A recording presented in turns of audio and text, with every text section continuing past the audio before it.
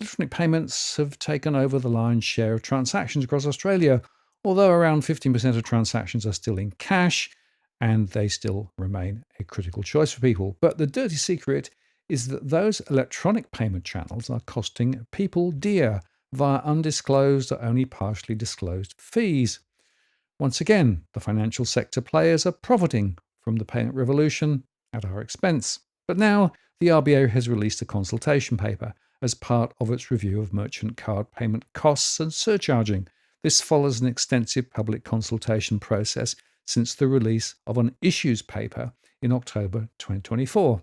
The Payments System Board has reached the preliminary view that it would be in the public interest to firstly remove surcharging on EFTPOS, MasterCard and Visa cards. Consumers, they say, currently pay around $1.2 billion in card surcharging each year, which would be the equivalent of around $60 for every adult using a card. Often, merchants have signs at checkouts disclosing card surcharging, which is currently legal and makes cash transactions cheaper than cards. They argue that surcharging is no longer achieving its intended purpose of steering consumers to make more efficient payment choices. Avoiding surcharges has become harder as cash usage has declined, and businesses are increasingly charging the same surcharge across debit and credit cards, and there are significant challenges in enforcing the current surcharging rules.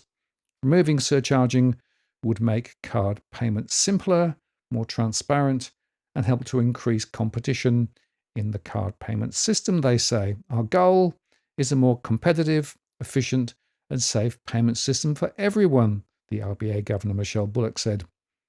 Those changes would fall under the central bank's existing powers and would not need the government to pass legislation, but the RBA noted that the government could ban surcharges in the future if they manage to linger.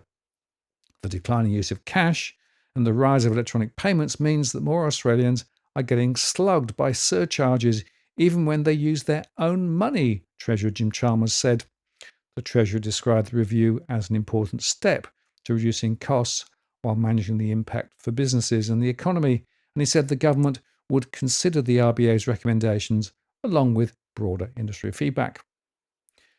Trouble is, of course, that small business operators, including cafes and shop owners, have previously expressed concerns about a surcharge ban, worried that they would end up footing the bill and would need to raise prices more broadly to cover payment costs.